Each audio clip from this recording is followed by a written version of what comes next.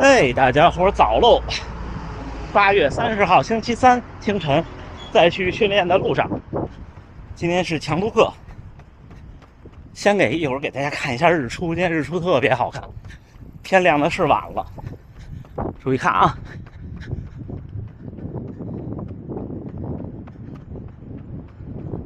一会儿离近点再拍，我得快一点。这种日出转瞬即逝。今天的课表是10个400米加1个1公里，就是那次冲坡的那个。先是4组普通的平路，之后4组冲坡，之后2组平路，然后1公里。今天穿的160X Pro 3.0。今天大家看到的数据就都是 Pace 3的了。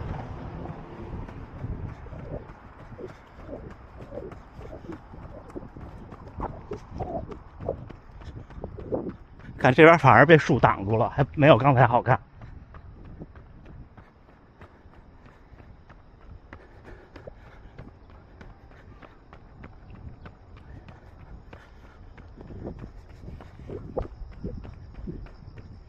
这周4晚上的长居公园还是去不了，因为这周4有很不错的朋友从国内来旅行，晚上一起吃饭。行，一会儿再聊啊。开始。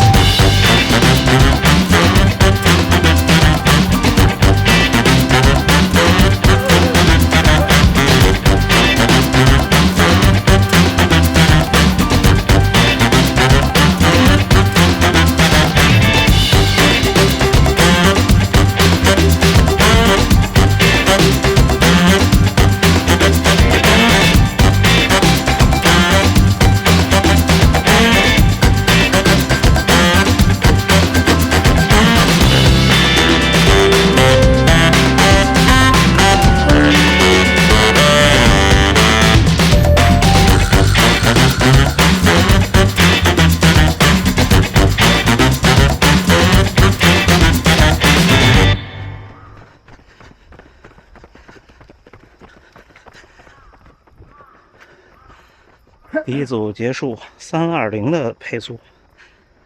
刚才开始的特突然，我走神儿了，忘开机了。从4开始倒数的时候我才开机。第一组大家都保守啊，400米还是可以冲刺。今天计划就是那个坡要慢一点，下坡的时候一定要慢一点。明天有事儿，不能千万不能受伤。哦，要第2组了。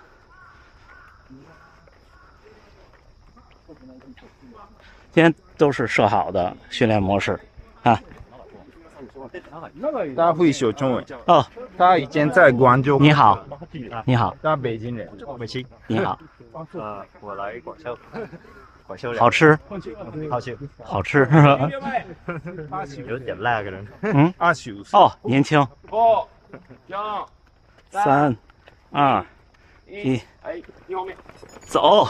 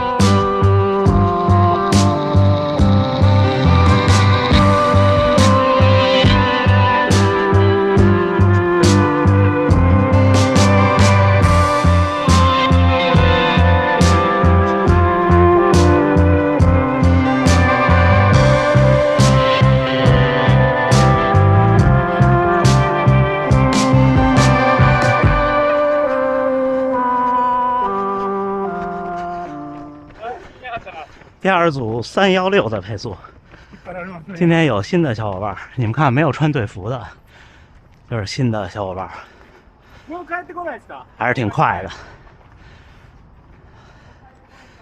本田先生今天感觉好像有点累，但是大家会为后边的坡做一些小准备。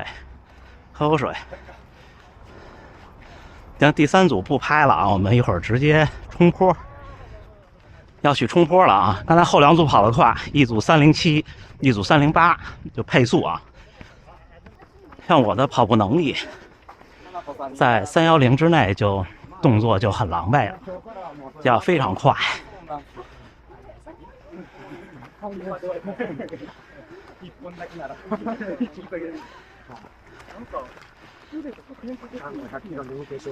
今天下坡我稍微慢一点啊，小伙伴们，应该比上次慢一点。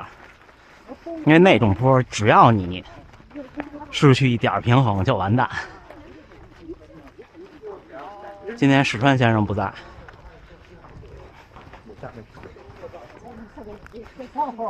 不知道有没有没看过上期的小伙伴，就前面那个坡，感觉直上云霄啊！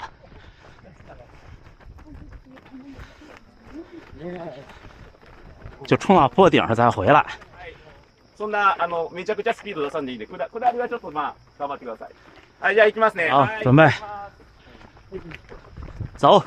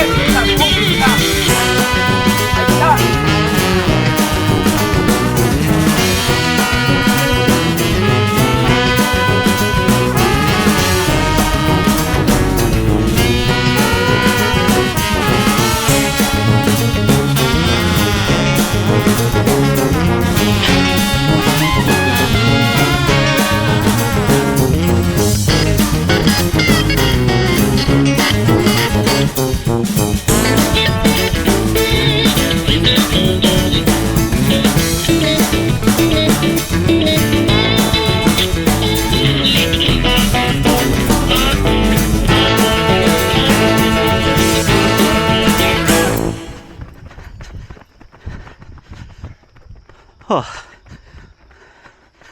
没看到时间，大家看出差距了哈。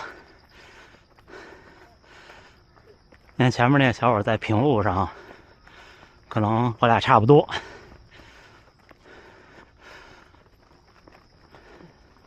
上坡我差15%，下坡我差20%。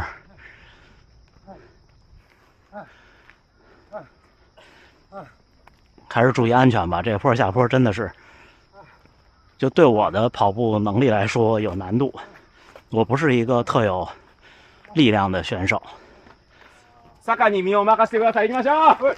はい、走。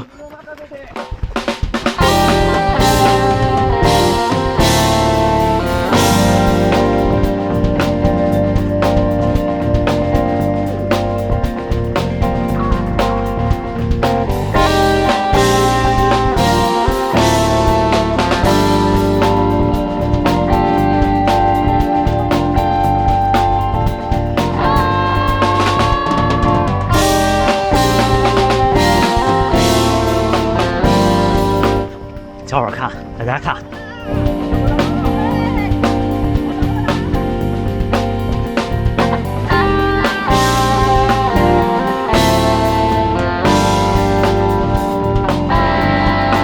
大家都。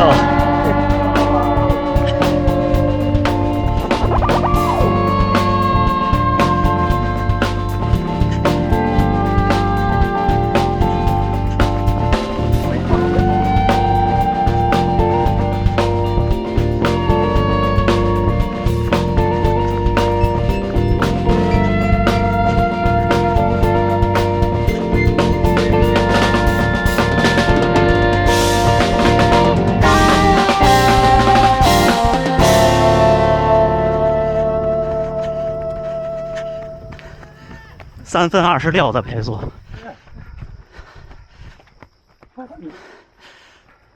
坡很艰难哈，明显看出了差距。但是我觉得我可能能慢慢进步一点儿，但是很有限了。走。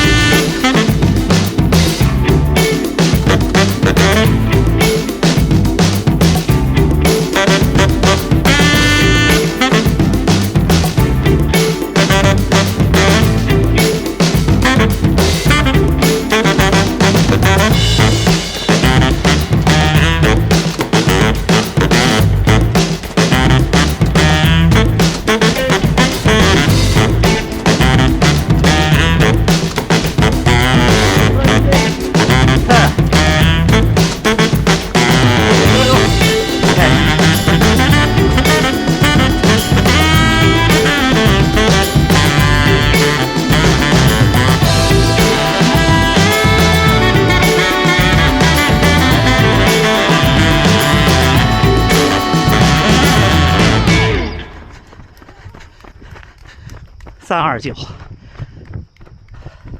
下坡好难呀！还有一组安全完成，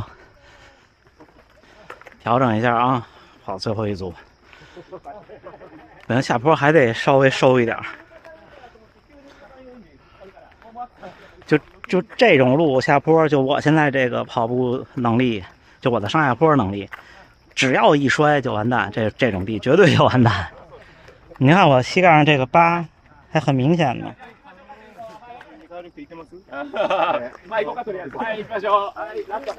走。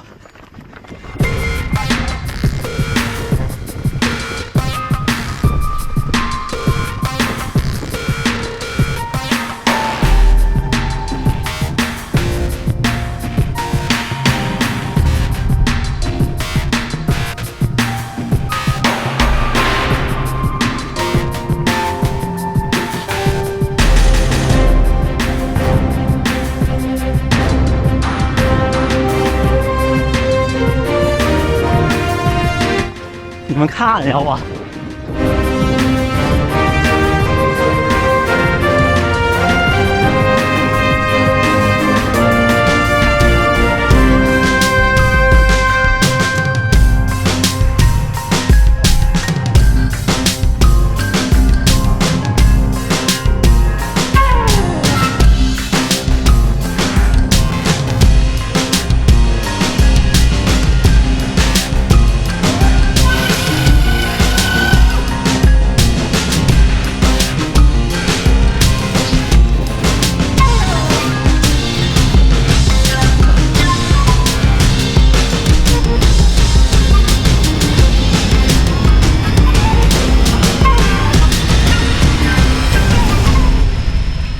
最后一组3分26，我说的都是配速啊。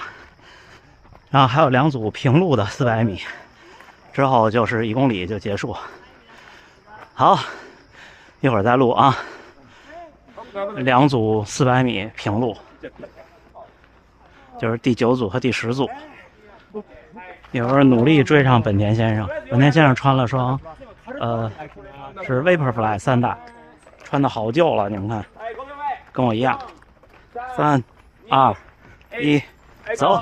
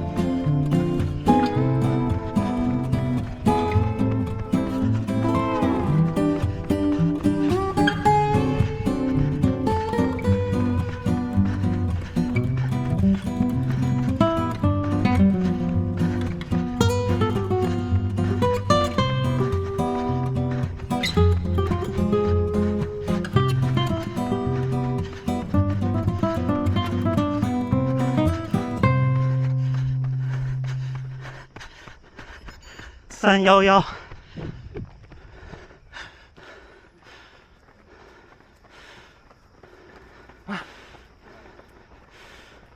到了平路就稍微好一点，然后再掉头回去跑到刚才开始那儿。刚才开始那儿距离结束那儿是1公里。最后一组400米，我稍微的，刚才那组有点快，刚才计划的是3分15。最后一组400米稍微的放几秒。然后最后1公里再看能坚持到多少。じゃあ行きましょうか、こっち。はい、400終わってください。はい。じゃあ行きます。はい、スタート。走。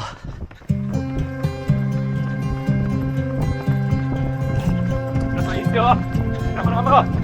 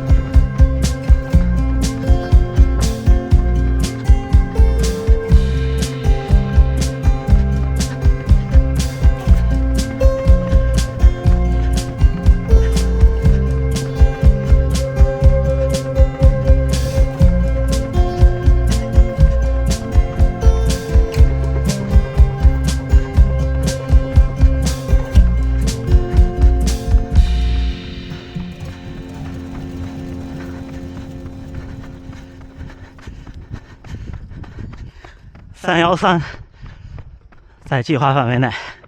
行，那一会儿咱们1公里再见。差不多一会儿从这儿出发，到集合点就是1公里。像这种训练就把休息模式变成手动摁开始下一组，因为大家凑一起嘛。2、1，走。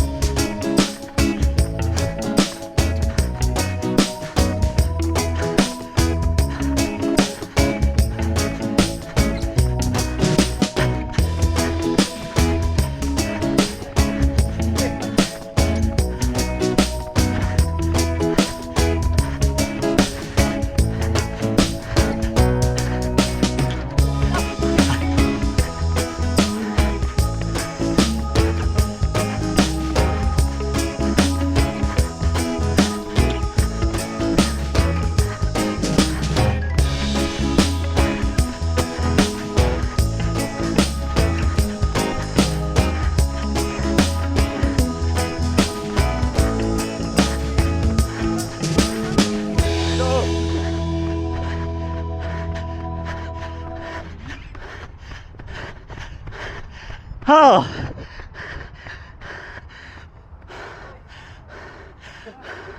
结束了。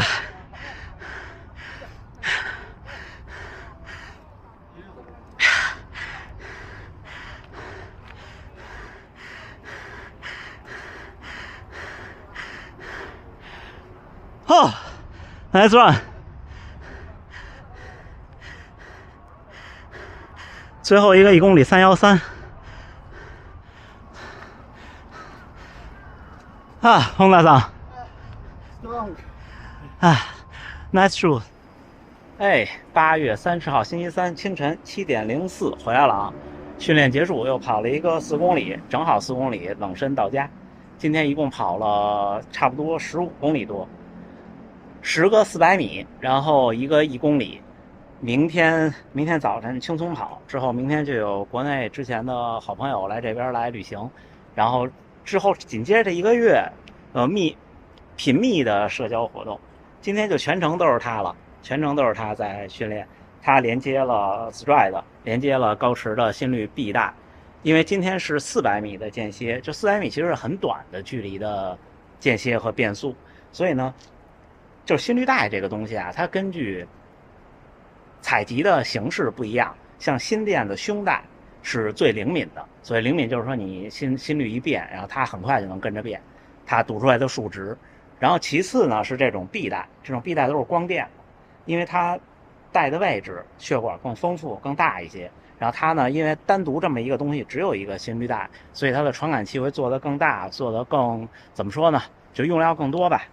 然后呢其次才是手表，所以这种短距离的间歇呢我还是喜欢带心率带，但是现在我是坚决不带胸带了，因为我觉得这个 B 带已经完全没有问题，无论我之前那款 Paula 还是这个高驰的 B 带都是很不错，甚至高驰这款 B 带是要比 Paula 那款好像打点的更频密，就是反应更快。今天屏幕上大家看到的数据都是来源于它，然后配速跟距离用的是 GPS 双频全星座，而不是用 Stride。在大阪城的那个环境下完全没问题，甚至在城里也没有问题。大家应该已经看到了我体验和评测的视频。那天那个25公里的 GPS 条件其实是很苛刻的。你看这边的路啊，其实很宽的路不多的，尤其是大阪。你看这种路就这都是单行道，然后两边就是这种建筑，很高的建筑。像 Pace 2的时候，我早上起来在前面那个路口那儿，你们看啊，就这种楼，在那儿热身。Pace 2的时候，一般启动的时候，它会告诉我 GPS 信号弱，差不多得跑到这个地儿，是这个工厂这儿，厂房，跑到这儿 ，GPS 才能好起来。然后这个就完全没有问题，就在那儿也 GPS 也是非常非常的好的效果。所以双频真的是不一样，是不是？今天的体感还行，但是大家就仔细看我那4组坡，跟我拍了4组的平地，4组的坡。也就是说，第2组和第3组的平地没拍，还有最后一组的1公里。最后一组1公里，那个小伙伴后边就是超过我的时候，我真的觉得特别的，觉得他好快呀。然后我就顶住。我觉得就是大家都是人，你顶住了，到最后不一定谁先没劲儿，对不对？但是像世川先生那种，咱们就不说了。然后本田先生今天应该是比较累，他不会像我一样去这么刻意的调整，根据这个时间调整训练的周期的。本田先生应该比较累，而且他要准备芝加哥马拉松了，很快了。然后下个月就是柏林马拉松，对吧？我一直特别想去东欧，想去布达佩斯，想去捷克，然后想的是这一趟一直到柏林，然后从南欧回来。但是下个月可能时间上不行，就算了，对吧？要是真能去看柏林马拉松，没准能看到吉普乔格。我觉得是职业生涯最后最拼搏的一场比赛了吧？可能为了成绩啊。为了名次那个不算，像奥运会那种是为了名次锦标赛那种。哎呀，但是也行了，我跟他有3场同台，一场炎热的伦敦他冠军我跑崩了，一场柏林的201，就是他世界纪录那场我们是同一场，然后家属在终点等我拍到了他冲刺呢。然后是今年的波士顿跑崩了嘛，对吧？也是没有遗憾了，很不错了。行，大家看看我这块表的评测，这几天会陆续的对它有评测。今天的数据详细数据我还没看呢，然后回去剪片子的时候再看。包括它对它的心率，然后对它和 Stride 还有它的高驰的 Pod 第2代的 Pod 的这些兼容，我都会去认真的去看，认真的去评测。然后最近这一期会频繁的跟大家聊聊手表，好吗？大家别嫌烦，那还是祝大家能努力生活，健康平安。我们一起努力，抓住夏天的尾巴，迎来凉爽的秋季。很快有比赛，很快就能有好成绩了，是吧？那这么着，那咱明儿见，加油干！